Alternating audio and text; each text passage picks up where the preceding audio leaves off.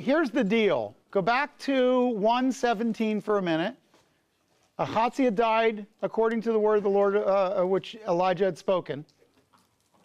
Notice that he had no son, but you don't necessarily know this by verse 17, but his younger brother takes his place. Yoram is his younger brother. Yoram, by the way, is the same as Yehoram. It's the same one. Okay? He became king in his place. Now, how do I know that? Because chapter 3, verse 1. So you might want to write next to it 2 Kings 3:1, because Yoram is the son of Ahab, or Ahav, which also was Ahaziah, meaning it's his younger brother that takes over in his place. If they're both sons of the same dad, they're brothers. Okay? But you don't see that so clearly. So 2 Kings 3:1, see it says, Jehoram, the son of Ahav, became king over Israel at Samaria in the 18th year of Jehoshaphat, king of Judah, and reigned 12 years. So when you pick it up, what you see is Yoram, or Yehoram, both same guy, and he's also, so it goes, instead of to the son, it goes to the brother. And it's just because he didn't have any sons. All right, now, we are still then in line number 4, which is the Omri dynasty. And this is the end of the line for the Omri dynasty. Now, we're not going to kill off Yoram today, because I just really want to tell you one story and then let you go. But the story isn't just about him. It's about someone who walks in the door as a believer, who has a vibrant faith, who's a testimony to him. The story is as much about Yahweh Shofet, our Lord will judge, Jehoshaphat, as it is about Jehoram. Jehoram is the king of the north. Jehoshaphat is the king of the south. But remember, he's been introduced before in the Ahaziah story. He's come alongside of other kings of Israel in the past. So we're going to see a familiar kind of tale when you get to chapter 3, verse 2. You see, Jehoram did evil in the sight of the Lord, though not like his father and his mother. In other words, he didn't have the same overt sinful characteristics, for he put away the sacred pillar of Baal, which his father had made. So he wasn't publicly a part of the Baal cult. He was of the Omri dynasty, but a sort of 555, the lesser evil. Okay? He wasn't quite, the really super bad. Verse 3, nevertheless, he clung to the sins of Jeroboam, son of Nebat, which he made Israel sin. He did not depart from them. So he did not dismantle the golden calf system, but he did take down the pillars of Baal.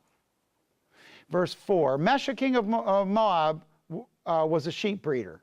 He used to pay the king of Israel 100,000 lambs and the wool of 100,000 rams. But when Ahav died, the king of Moab rebelled against the king of Israel. And King Jehoram went out of Samaria at that time and mustered all Israel. Then he went and sent word to Jehoshaphat, the king of Judah, and said, the king of Moab has rebelled against me. Will you go with me to fight against Moab? And he said, I will go up. I am as you are. My people are as your people. My horses as your horses. It seems like it's the same story. Sure, we'll do it. Now, last time, what was Jehoshaphat's advice or question to the king? Have you asked God about it? Yeah. Have you prayed about this? Have you gotten... And remember, all the prophets come together. Okay? This time, he answers in a different way. It could be that he doesn't have the same suspicions. I don't know. But he says, verse 8, which way shall we go? And he answered, the way of the wilderness of Edom. So the king of Israel went with the king of Judah and the king of Edom, and they made a circuit of 7 days' journey, and there was no water for the army or for the cattle that followed them. Then the king of Israel said, alas, for the Lord has called these 3 kings to give them into the hand of Moab. But Jehoshaphat said, is there not a prophet of the Lord here, that we may inquire of the Lord by him? And one of the king of Israel's servants answered and said, Elisha, the son of Shaphat, is here, who used to pour water on the hands of Elijah. In other words, he was a servant of the king of Elijah. Elijah dies in chapter 2, so he's dead by now. So somebody knows that Elisha has taken his place. Verse 12, Jehoshaphat said, the word of the Lord is with him. So the king of Israel and Jehoshaphat the king of Edom went down to him. Now, what's interesting is what you have is a believer that walks into the room and changes the dynamic. So in verses 8, 9, and 10, you see the very first thing that a believer brings to the scene, and that's a spirit of cooperation. He comes in, and instead of warring against Edom, he gets the king of Israel and the king of Edom to come together so that the three kings together can take on this Aramaean king. The first thing the believer does is starts thinking, how can we all work together? The normal course of things is that in order to pass through a territory, people go out, war against a king they don't even have a beef with, just so they can take over his throne, so they can go after the guy they do have a beef with and cut across his territory. Okay? So it's like somebody wants to cut across your lawn, so they beat you up on the way to cut across your lawn to go beat up the neighbor. And that's the normal way of doing things. But a believer doesn't do what everybody else does. And Jehoshaphat, who is sensitive to the things of God, says, okay, let's all try to do this together. And he makes a coalition. The second thing that a believer brings into the room is in verse 11, and that is hope in a time of despair. Do you see it? In verse 10, it's very obvious that the king said, oh, we're all going to die. And he says, wait a minute, whoa. Isn't there a prophet available? In other words, Jehoshaphat acts like a believer. How do I mean that? When trouble comes, his first thought is to do what? Seek God. Let's find out from God what's going on. If we don't have any water for our armies, let's not assume we were brought here all to die or to be delivered into the hand of the Aramaean king. Let's ask God, okay? What a novel thing. Let's seek God. The third thing I think that's interesting is at the end of verse 11, and that is the believer redirects the problem to God's counsel and to God's issue. Let's say it this way. They get a direction from God. They gain a direction from God. I think the other thing is that believers have a worldwide fraternity. What do I mean by that? In verse 12, Jehoshaphat said, oh, Elisha, yeah, the word of the Lord is with him. Now, how does he know that? Because the believers know the other believers. They can hear their words and know that they're believers. You could be on a bus somewhere half a world away, meet somebody you've never met before, start talking Jesus, and you know your family. And all of a sudden, it's very obvious to you that you are one in God's Spirit.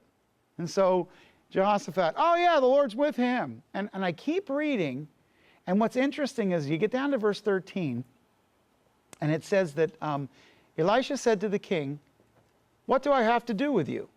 Go to the prophet of your father and the prophets of your mother. And the king of Israel said, no, for the Lord has called these three kings together to give them, no, for the Lord has called these three kings together to give them into the hand of Moab. Elisha said, as the Lord of hosts lives before whom I stand, were it not that I regard the presence of Jehoshaphat the king of Judah, I would not look at you nor see you. He says, you have outlawed God. You have pushed out every good thing in the kingdom of Israel. Your parents before you did that, Ahab and Jezebel. Remember, he's a child of Ahab and Jezebel. And he said, I just want you to know, I wouldn't even be talking to you, but you're sitting with a believer and I'm talking to him. So I'll come. I'll tell you. Verse 15. But now, bring me a minstrel. And it came about when the minstrel played that the hand of the Lord came upon him. It's interesting. He says, get a band. Okay? So I just have him play some worship music. Minstrel comes in, starts playing, and then the prophet begins, and the Spirit of the Lord comes upon him. And he said, thus says the Lord, make this valley full of trenches. You shall not see wind, nor shall you see rain, yet the valley will be filled with water, so that you shall drink, both you and your cattle and your beasts. This is but a slight thing in the sight of the Lord. He will also give the Moabites into your hand. You got to love this. I want you to dig a deep hole. God's going to fill it with water. Now, I know that seems like a big deal. Oh, by the way, you're going to win the war. And it's almost like Elisha's given him this stuff, and it's not anything big to him. He's going, just dig this really big hole. By the way, the size of the hole determines the amount of water. So the more they dig, the more water they get. So they will dig this big trench. And one of the things that I think a believer brings is what you'll see now. I think they bring a hunger for obedience to God.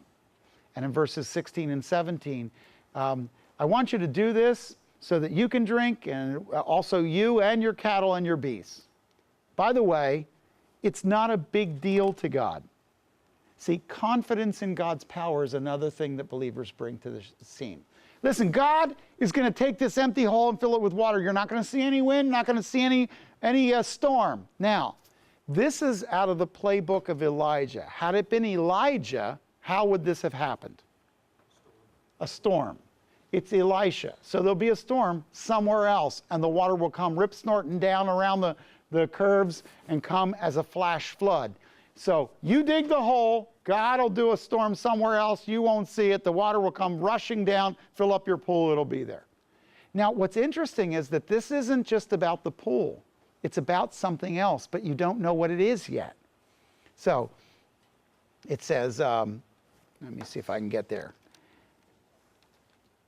Verse 19, then you shall strike every fortified city and every choice city, and fell every good tree, and stop all springs of water, and mar every good piece of land with stones. It happened in the morning about the time of the offering of the sacrifice, and behold, water came by the way of Edom, and the country was filled with water. A flash flood comes down. They don't know where the water's coming from. Now, the thing is this, I've been in the desert a lot when this happens. If it rains 20 miles away, you're talking about a place that gets between 4 and 7 inches of rainfall a year. Have you ever seen what happens when something had been wet and the mud dried and begins to pit, and it all pops like a dry desert? If you pour water on that baked clay surface is like a pot. The water runs right off. And since it's on an angle, they're at a low spot in the Edomite territory. They dig it out, and what happens is all of a sudden a flash flood comes washing down, taking with it goats, sheep, tents, and anything that's in its way, and washes through the desert. I have seen this. I've been in these. One of the classes of GCBI was in one of these. We were trying to get down to the hotel, and the road was washed out, and there was a flash flood. Now, here's the thing. All of a sudden, water comes from nowhere and fills up the entire pool. Now, you don't drink it yet. You got to let it settle. Otherwise, it's mud. Okay, it's going to get grit in your teeth. But it says, now the Moabites heard that the kings had come up to fight against them. And all who were able to put on armor and older were summoned and stood on the border. So they collected up the biggest army they could possibly get. And then it says they arose early in the morning, and the sun shone on the water, and the Moabites saw the water opposite them as red as blood. God had a plan not just to get water for them, but to turn it into something that literally tricked their enemies. So they needed to be thirsty so that they would call on God. Then they needed to dig the hole so that God would fill the hole. Because they needed the hole of water not just for themselves and their animals. They needed it because God was going to use it in a drama. He wanted props on the set. And this was the prop he was looking for. The Moabites come out and they see it, and it looks like it's blood red. And the problem is it's the daytime. The angle of the sun is coming toward them. It's flashing off the water, and it looks like blood. So they say, this is blood. The kings have surely fought together, and they have slain one another. Now, therefore, Moab, to the spoil. And they mistakenly think that there's a sheet of blood in front of them. There's not. There's water in a ditch. When they'd come to the camp of the Israelites rose up and struck the Moabites, so that they fled before them, and they went forward into the land, slaughtering the Moabites. Thus they destroyed the cities. Each one threw a stone on every piece of good land and filled it. So as they went, cultivated territories that had painstakingly by hand had those fields removed of their stones. Each guy picks up one stone and hurls it. When you got a couple thousand guys, it's a couple thousand stones. They go to the next property, and each one of them hurls a stone, and they got all these stones all over, and now none of the plows will work. You're going to have to go out there. It's going to take you years to clean this mess up. That's what they're doing. They're fouling the fields. And then it says, so they stopped all the springs of water and felled all the good trees until in Kir Hareshet. Only they left its stones, however. The slingers went about and struck it.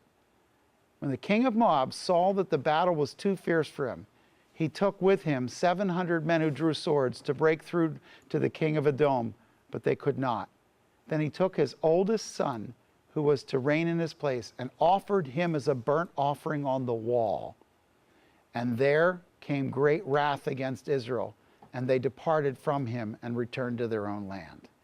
What's interesting is God uses the props that he creates out of the obedience. How did that all happen? It all happened because one believer walked into the scene and said, here's what we're going to do. Instead of assuming we should die, let's go to God.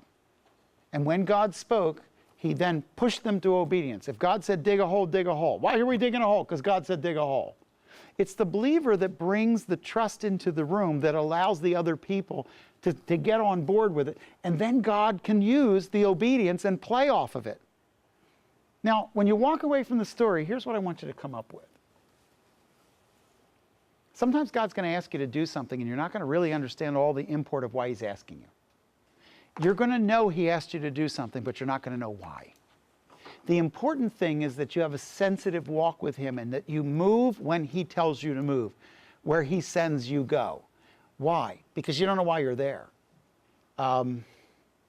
There's some times when you're going to think you should do something and you shouldn't. I was in a situation yesterday and someone had asked me to do something, and honestly, I was feeling like I'm down to the last couple of weeks before I go back to Italy and Israel. And I've been in my off hours, I work on the notebooks and all of the stuff that goes with those groups. And so yesterday I rolled out 2 notebooks, one for each of the Israel ones, and I'm working on the Italy one now. And I have a lot of information that I have to go over that I haven't taught since last year, and it's a lot of stuff that's involved in it. So I'm going over notes. I get up at 5:45 and I'm reading notes in the morning and writing notes and all of that. And so this last couple of weeks, I start to feel this urgency come over me. The urgency is that I only have so much time and I got a lot to do. And that's usually when there's a lot of things going on that need special attention. Well, I was being asked to do something that was going to take about a day off the schedule. And I was saying to myself, I can't fit that in and get this stuff done and do it at the level that I need to do it. So I went to my wife and I said, I'm being asked to do this. I would like to do it, but I just don't think I'm going to be able to give it my best. Do you think I should do it? And she saith unto me, you should do it. So I said, all right, I don't like it, but I'm going to call them and I'm going to do it. And she said, well, when is it? And I said, well, they need me to do this. And they gave them the date. And she said, you're not in town on that day. You've got something scheduled that day. I had to be willing to do what the Lord wanted me to do before the Lord took it off my schedule. Does that make sense? I had to say, yes, I'll do it, because I think if that's what I need to do, then I'll do it. Then the Lord took it off my schedule. Now I'm not going to do it, and I feel okay about not doing it. It's because I'm willing to do it. I don't know another way to say it more clearly. There are things going to come up, and you're going to need sensitivity to the Lord day by day. Not just for like, who do I marry or what university do I go to, but do I go to this meeting or not? And if I go, what am I supposed to say? If you can get it down to where Jehoshaphat had it, where I think if we consult the Lord and we just do what he says, he's got a bigger plan than we know. That's the story here. Let's end the day with this. One of the most exciting things you can do is not only take God at his word, but you can allow his blessing to flow through you, because you're going to be so sensitive about listening to him. You're not going to spend all your energy trying to fight what he's asking you to do. I have spent years of my life fighting what God asked me to do. Don't do it. Don't waste your time. Try to come up with how you can be honest with the Lord and express whatever's bothering you. If he asks you to do something you don't want to do it, tell him you don't want to do it. Then tell him if you're supposed to do it, can he help you to will and to do of his good pleasure, because you don't really want to do it. And at that moment, God may open up the field even larger than you know.